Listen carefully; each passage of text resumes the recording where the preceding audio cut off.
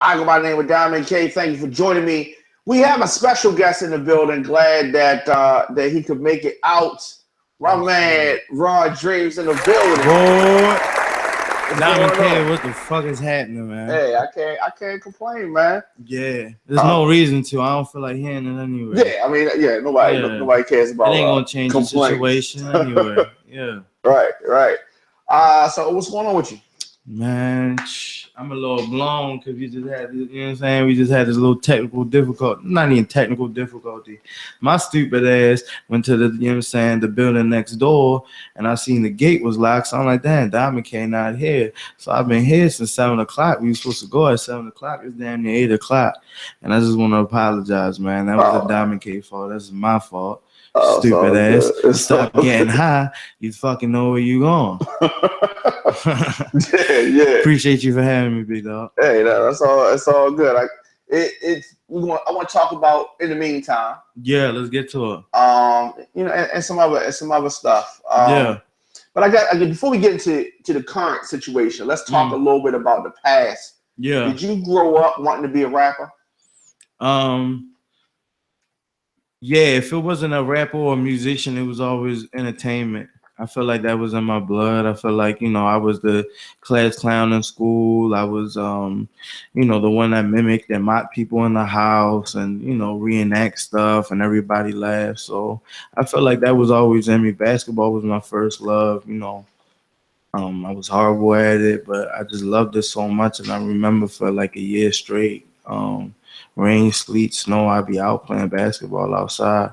And eventually I got nice and I could have did something with it, man, if I, didn't get in trouble and didn't get injured. But shout out to the group homes. I was a valuable player in the group home leagues when it came down to basketball. But that was my first love, man. And as far as music, that was always a part of my life. Like even when I was young, my parents are Indian, so I come from like American Indian house, like not Indian like Native American, but Indian like 7-Elevens, Dunkin' Donuts, Subways, your local gas stations, that type of Indian.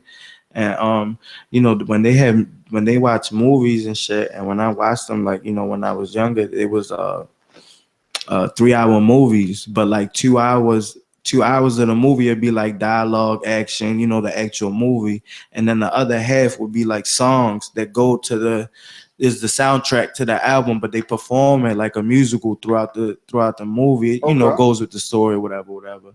So I was always intrigued by that, and always like songs, beats, and rhythms and stuff like that. And then I remember, we were like on the road for a little bit. We weren't necessarily homeless, but we were trying to figure out where we were going to move. My father was going through some financial issues, and then before we came to Baltimore, I remember being on the road for like 6, 7 months, and all I cared for was that radio, man. I didn't care about nothing but being able to listen to music. You know what I'm saying? Like driving on the road, looking outside, you see the same type of shit, but you go through different cities, you meet different people, they got a different radio station, so it's a different vibe. You hear new artists. Like around that time, I think 50 had came out, and he was like a superhero to me. You know what I'm saying? Like, um, and I think by that point, I was like, man, I like this too. And then um, uh, uh, uh, subconsciously, it's like the shit go together. Hoopers want to be rappers, rappers want to be hoopers, NBA, the rap game, it go hand in hand. So it's like, um, I didn't necessarily have like I had guidance. I always had a strong mind, but like my father was always, he was always doing him. I didn't have the hey, let's grab a glove and go play catch together. You know what I'm saying? I just learned while I was outside. I learned from my surroundings. So you start seeing guys with knots of money coming to the basketball court and they driving a nice car. They got girls with them. You know how it go. Like I Yeah. remember being in Turner Station. That's almost like a project in Dundalk, and all the hoopers they was getting money, man. Like they had new sneakers and shit like that. So that all came together. The glorification of that flamboyant fly shit and rap and hip hop. It's been like that for years. So So did you get pulled into all the way into that world? Yeah, like I mean, even before I moved to Baltimore, I think I was mischievous. Is that a word? You know what I'm saying? Like I got in Definitely. trouble, I did little shit, but once I moved to Dundalk, it was like so much in Baltimore. Like before that, my father and my mother never had to work. Like was good, but he had an alcohol habit, which is no different than your people being a junkie or somebody being addicted to crack. Alcoholism is a serious thing. That shit ruined his life, but he wasn't always financially stable. So we had to come to Baltimore because rent was $200 less. And that $200, we needed it between my two parents and my older sister. So, we moved down here. I remember living in, an Indian family's basement. And when you're around them surroundings, your circumstances change. So it's like I didn't necessarily want to ask for something that I couldn't get, so I go steal it. You know what I'm saying? You start stealing shit, then you start hanging with niggas that steal now. You know what I'm saying? After stealing, you start robbing, and stealing and robbing is two different things. Like then you might start running to a nigga house, then you might say, this ain't enough money. I need to be doing something more, or you know what I'm saying? Like you just get, I mean, you can get caught up in it. But even with that, I always had a strong mind. Like if you listen to my music, you're gonna hear like one side, mainly like 80% of this one side, which is the glorification of that lifestyle. But you sit down with me, talk to me. I'm a full surface person. Like, I got a balance to myself. I lived in the county, I lived in the city. Um, uh, I like to lay down with girls and caress them and talk to them, but at the same time, not no fuck boy. Don't play me. Don't you won't take nothing from you. Won't talk to me no kind of way. Like I have an even balance. I went to school with white kids. I went to school with all black kids. You know what I'm saying? I know what it's like to be home and be able to take a 30-minute shower. I know what it's like to be in a confined, be secluded and being told, yo, you got 3 minutes to take this shower, or you won't eat the night, or whatever the case may be. Yeah, yeah. So it come together. Hip hop is more than just music. It is really a lifestyle. It is for people that come from low income housing and poverty and not having much, and a lot more struggle than your rock stars or your pop stars, who are gonna always talk about being happy for the most part. Right. You know what I'm Definitely. saying? Definitely. Yeah. So it's like, this thing started with motherfuckers beating on trash cans and making instruments out of shit and rapping about what they going through. So, you know what I'm saying? Like I heard somebody say, yo, that trap shit ain't gonna go nowhere. And let's keep it 100. I would be labeled as a street rapper, a trap rapper because of my content. But I had this conversation with like some spoken word artists who are completely different from me. But at the end of the day, when we sit down, we all got the same struggles. They might have been in foster homes, group homes, detention centers, jails, bookings, probation, not having mother, father on alcohol, crack, dope, whatever. Like, so it's like my presentation approach might be different because I know that there's there's a little Indian boy out there that's like in the same circumstances, who might not What you have came from. much, yeah, who family may be well off, but his direct household isn't too good, but their ancestors are good. You know what I'm saying? Yeah. Like, you might have, how many family members you got that are rich, but they ain't kicking no nickel or dime out to you. You know what I'm Right. saying? So it's Right. like, um, I know that, and not even just to say Indian, but just anybody colored. Because at the end of the day, if I get arrested right now, guess what, my brother? They gonna put down Black African descent. They ain't even gonna ask me what I am.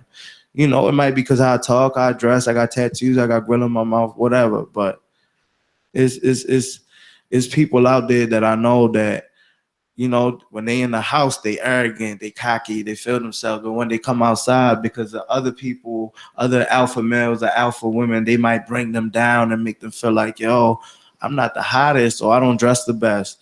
You know what I'm saying? I feel like I speak for them because I come from having a chip tooth, not wearing baggy clothes, wearing dirty clothes, not having girls, because I was so into basketball. I didn't give a fuck. Like, I would come to school with hooping shorts and a dirty t-shirt. I didn't care because at the end of the day, all I cared about was being able to go to the Pal Center to play basketball. You know what I'm saying?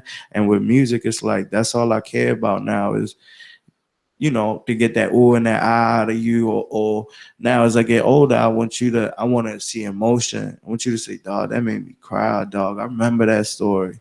You know what I'm saying? Yeah. And now as we go on in the meantime, I got people, that have been cool with 5, 10, 15 years, and they calling me and saying, yo, I remember that story. Dog, I know exactly what you're talking about. And that's exactly what I do it for. Like, I feel like I'm motivating people.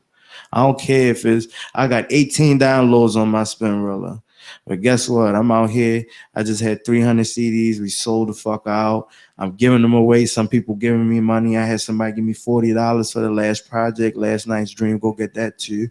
I had somebody give me $20 the other day for the CD. So it's like, people, it's hard to get somebody to reach in their pocket and give you money, man. Like, so if I'm out here every month with a project, it's like they see me hustling, they see me grinding. There's some truth to what I'm doing. You know what I mean? Absolutely. So, yeah, I feel like that's what I'm doing it for, like, to inspire and motivate people. How does your family feel about you embracing the hip hop culture like that? My mother, of course, she would have some shit to say, but at the end of the day, that's probably my biggest supporter, man. Like, she love it.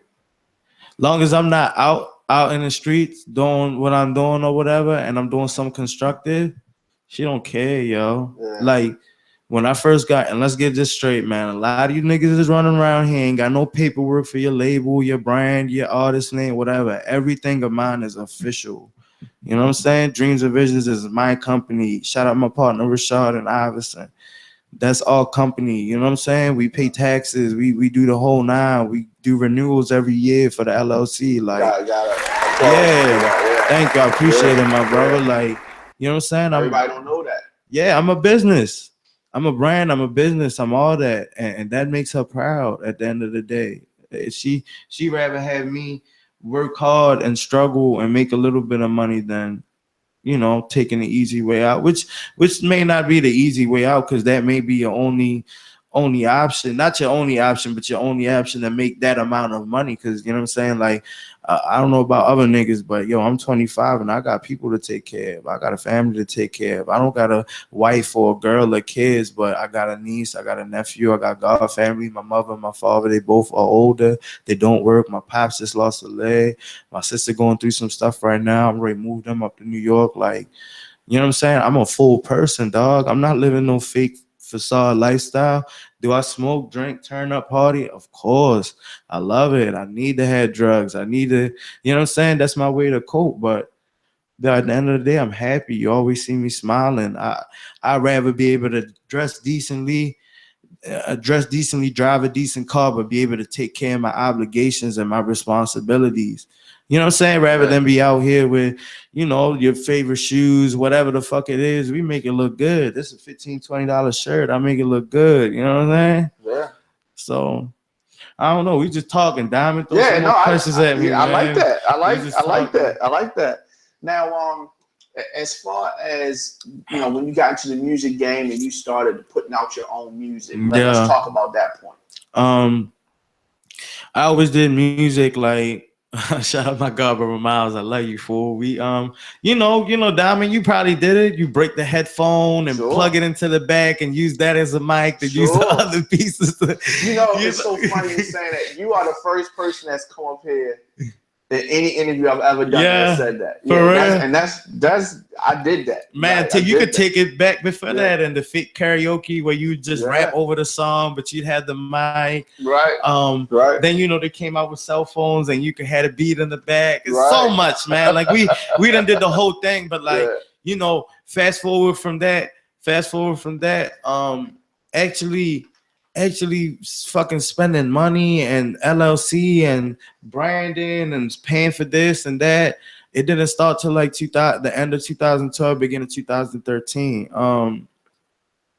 God, brother, he passed. He was one of the few people who always told me, "Oh, you nice," because I rap for my homeboys. Like I always been a shy person too. Like even with basketball, like it took me a minute to really start being able to score and like shine and really be like that spotlight superstar player, because that's a potential I had for real. Like I had trouble with I don't know what it used to be like. Yo, I used to carry shit in my sock for good luck and shit like that. I didn't understand it. Like, why was I so good during practice? I would fuck niggas up.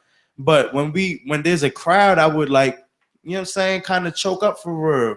Like 8 Mile on some 8 Mile type shit for real. And it was the same with music. And even to this day, I still get goosebumps before an interview or whatever, because you never know what it's gonna be. You know what I'm saying? But like, uh, uh, I, I I never was like too like confident with it for real. And he always told me that. Rest in peace, man. He passed on Christmas 2012. That was my dog, my older god brother, one of the only people that could probably talk to me any kind of way and get away with it. and he always told me I was nice, yo. And he told me I was nice, and he told me my dog B was nice. You familiar with Battle Rat? You know who Prep is from Baltimore? Shout out to Prep, man. He said me and him was the nicest niggas he knew. Right. You know what I'm saying? Right. Yeah. And you see what he's doing, you know what I'm saying? That's big. Like homie's tough, he's hard, like he's a genius, like, you know what I'm saying? And he told me he was gonna do that. And I just started seeing him moving, and my god brother passed. And I just remember middle 2013, top of 2013, we went hard. Me and my dog, we used to be up 4 or 5 in the morning, like, yo, we gotta figure out how to make this music work. Oh, yo, let's make clothes, this, that, and the third. Yo, why don't we just make clothes? We like dress and fly, but we like, you know, we one of them niggas, we them type of niggas that we not gonna go get Margielas. We're just not until we getting that check for real. Can I go get me some clean pair of boots, Timberlands, Nike boots, Brief and Brocks, Haratis, whatever? Yeah, I could afford that. So it's like, yo, let's make, you know, graphic t-shirts, sweatshirts, shit that people gonna be able to afford and more so fit fly. Then let's use that clothing line to be kind of your platform for you to give your music and wear it in your videos. And you know, we came up with all these ideas, strategize. You know what I'm saying? We was up and running, fell, up and running, fell. You know, we had all ups and downs, but up and running, yo, like really investing. Shout out to Above Ground Studios. Y'all know me really well. I probably spent $10,000-$12,000 that year just recording in that studio, and I ain't used none of that music.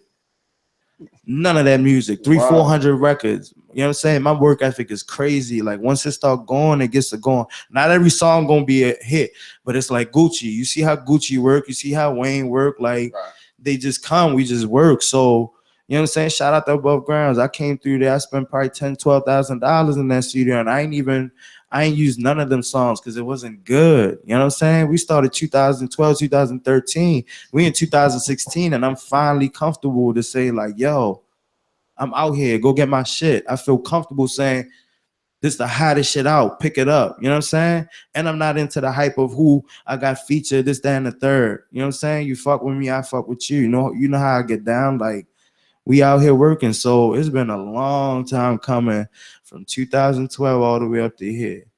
Just know, like, I didn't have no big co-sign or none of that neither, Diamond. You know who rock with me. You know who roll with me. You know what I'm saying? Shout out to JS1 Supply, yo. That's my biggest support system. You know what I'm saying? So yeah, I mean, and he's cool dude. He's cool dude. Yeah. You know, I mean, I really like your energy and that whole thing. I mean, you just come off like really humble. Yeah. You know what I mean? I gotta be though, Diamond, because you know what? People get caught up in this Instagram shit. I like getting fly. I like talking slick. You know what I'm saying? But I'm a regular dude. Like at the end of the day, you know what I'm saying? Like you may see on Instagram, well, this nigga fly. He got this girl. He got that. My brother, I'm a regular nigga. Yeah, I still fuck fat bitches and eat chicken, fried chicken and shit like that. Like the whole nine. I'm a regular guy. You know what I'm saying? Like so. When I meet people now, they always tell me that, like, yo, I didn't expect you to be the way you are. You know, I could hold a serious conversation. I could play with you all day. I could get, you know, ideas. I can build with you. I'm a full circle person for real. Like I'm not just one way. My mentality isn't strictly street and yo, we got to sell dope and murder and sex. You know what I'm saying? Like, it's no different than a movie. You like seeing action movies, right? Motherfucking some of this shit that you see in movies isn't real. You know what I'm saying? Absolutely. So it's like we making a soundtrack to shit. Like how many times you hear like think about like Cameron and all the music he made when he first came out. It was like theatrical, like that Dipset sound like made you feel like something. You know what I'm saying? Like, and they might be talking about murder, this, that, and the third, but at the end of the day, these niggas is fucking grown, got kids, and you know, now we're at the point where you can't just be this rapper. You gotta have a personality. Like you gotta be. There's something that has to catch about you, or something that draws people to relate to you. You know what I'm saying? Like that's why Drake works so well, because he doesn't make no music just for himself. He makes it to relate with people. You know what I'm saying? Yeah, he talks about women, because guess what? At the end of the day, men are thinking what they did 23 hours out the day. You know what I'm saying? Like you can't blame him for that. Do I like hearing ratchet, raunchy Drake? I love it. That's what I want to hear. You know what I'm saying? But he relate to people, man. You know what I'm saying? Like, and that's the biggest thing for real. Message. We got a visitor. Absolutely. Yeah. So yeah, but at the same time, and I'm glad you said that, because he does make music that is for the ladies. Yeah. He still does. I guess you can say he does turn up music as well. Yeah. But he gets a lot of flack for those type of records, the ladies records. But he shouldn't though. That's fine. Yo, guess what? At the end of the day, ain't no nigga gonna support you like a lady is gonna support you. Right. You're not fucking that man. I don't get haircuts to impress you, Diamond. You know what I'm saying? Right. Like at the end of the day, niggas gotta cut that shit out, man. Yeah. Like it's too many niggas out here trying to impress their homeboy. Stop. That shit corny. Yeah, let him get tough, because guess what? There's another Jimmy in the wheelchair, Degrassi type nigga that got that line in them. You feel me? Like, and with the whole Drake and Meek thing, I'm a Meek supporter. I feel Meek more. You know what I'm saying? Because I know for a fact, just by looking at you and following his career, that's one of my favorite artists, that you come from not having much. I know for a fact Drake comes from almost a silver spoon. You know what I'm saying? Does he make great music? Of course. You know what I'm saying? Like, but you know, that thing get funny for real. Like at the end of the day, he relates to people and makes good music. Meek makes good music too, but it doesn't relate universal all the time. Well said. Yeah. I think that's true. And you know, Meek makes music for the hood. Yeah. Only. To a degree. Like, you know, Nicki had to push him to get that record out of him. Right. You know what I'm saying? But let him rock. That's not what we like. We don't like him for nothing else. You know what I'm saying? I want to hear pain. I want to hear struggle. Yeah, I want to hear about your 30 rollies. Please tell me about each and every one of them. Motivate me. You know what I'm saying? Because I remember Dirty Meek with the braids. And the same thing with Drake. Speak for them corny ass niggas that is arrogant and cocky underneath that shell. You know what I'm saying? He wasn't always this cocky, man. Like, I love it. You should be. You the hottest thing, nigga, when niggas try to count you out. You the hottest thing smoking. Like, even with the Meek thing, they ain't think he was gonna win that. Yeah. Like real people that's into this lyricist thing. Let me tell you something, man. The nigga had 81 writers on the last project. People that's really into this hip hop thing, they support him and they like him, but they don't respect him like they respect Cole, Kendrick, Big Sean, Wale. They don't got 81 writers, dog. Cole makes his beats too. You know what I'm saying? So Drake can't claim king. You matter of fact, don't even put him in a rapper genre no more. You feel me? He's a pop star. I'm saying, like, it's like you gave him a backhanded compliment. Like, I thought you was on his side, and then you just flipped. But that's the thing, though, Diamond. Like, you can't pick sides when you like hip hop, when you like good music. At the end of the day, the nigga makes good music. Do I think he's the best? No. If nigga told me somebody wrote Jay-Z lyrics tomorrow, I fuck around cry, Diamond. Seriously, I'm gonna be sad, like, cause in my mind, like, you know, music isn't just music. It molds you as a person, yo. You get certain thoughts and feelings and shit, and you rock with it because you heard it in a song. You know what I'm saying? Yeah, there's niggas out here that might want to go do crime because they listen to Tupac. There's niggas out here that may pick up their phone and call their ex-girlfriend and say, I'm sorry, by listening to Drake. You feel me? Like, to each his own, but You gotta give that man credit, yo. He the hottest thing out here. He makes music that relates to everybody. But can he claim king? No. All right, all right. There's gonna be some people in the comment section that's going to agree Of with course, you. I go through it all the time. Agree and disagree. You could probably ask the ladies behind you. They probably murder me talking about Drake like that. I don't know. They don't be liking that shit. Look at them. They ready to go wild. No, your opinion is your opinion. But yeah. I don't know. I see where you're going, but yeah, it's different. It's different for different people. You as a hip hop head, what you think, Diamond? That 81 Riders shit don't bother you? He got 20 tracks. That's 5 Riders a song, my nigga. That's crazy. Well, I mean, you know, it's tricky because if we make a song right now, right? Yeah. We got ladies in the room. We got 3 ladies in the room, 3 fellas in the room, right? Yeah. If everybody puts something into this song, we gotta give them writers credit, or else we, you know, what I mean, Dre, you know, takes production credit from people sometimes that don't get their credit. You know what? I agree with you like that. I think Drake is just looking out a lot of times. Now, there's no reference tracks and this and that, but it's just like if these girls is in the studio and he's like, no, you should say such and such right here. Well, we do that. They can get writers credit technically. Yeah. But when you hear a reference track and out of 16 balls, it's 12 balls that's been taken. That's kind of, you know what I mean? I agree with that. You heard what's it called? And I'm not trying to dog the nigga. He the hottest nigga out for real. But you heard they got a reference track out for that. I'm a legend. Yeah, I heard that. You heard that? What's the homeboy name? Party Next Door. Yeah.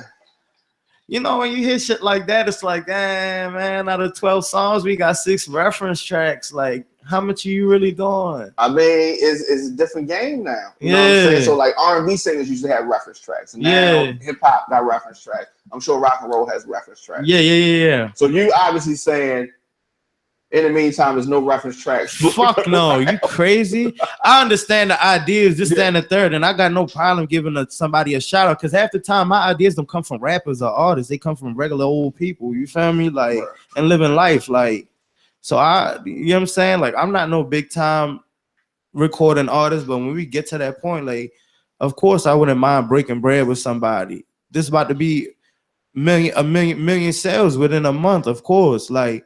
Then the way they kind of I think that's why he has to give more credit now, because now motherfuckers is like, yo, you don't give me credit, I'm gonna be Quentin Miller #2, and you gonna really cut a check when we get to that fucking in front of that judge. Yeah, I mean, you can't just finesse. Yo, he was paying the nigga 5 racks a month. Yeah, well, I mean, okay. You know what I'm saying? I had this conversation with my dog. He like, yo, why you checking his pockets, nigga? What you mean? $5,000. This, you the hottest nigga out. You 100 M's. You worth 100 M's. So it's like, yo, I think that's why he had to give people credit, because motherfuckers come beating on his door. Nigga, you crazy nigga. Before we get out of here, let's talk a little bit about In the Meantime. How can people get this project? In the Meantime, it's on Spinrilla right now. We sold out of CDs due to the high volume of the demand on it and all that. Man. That's a good. I'm probably the only nigga that problem to have. I'm probably the only nigga that be mad that there ain't no more CDs and they sold out for real. I get upset. Like, yo, why we ain't got no more CDs? I gotta go print some more out. But it's on Spinrilla. Shout out my dog, Mixtape Beezy. He produced all the hottest niggas in the city. I don't know if y'all familiar. Mike Mixtape Beezy, of course. Yeah, he hosted the project for me, man. You know, he do a lot of my mixing. We work close together. And aside from that, that's my dog. You know, we got production from different people. I want to start working with more Baltimore producers, you know what I'm saying? But some it's kind of hard because, you know, some are locked in with artists. It's almost like, you know what I mean, Diamond? Like they'll be locked in with just like clicks? Yeah, almost like that for real. Almost like that. So it's like you know, I don't mind working for anything I want. So yeah, I'm meeting more producers in the cities. It's kind of high in the ranks, and hopefully the next few projects we'll get them out.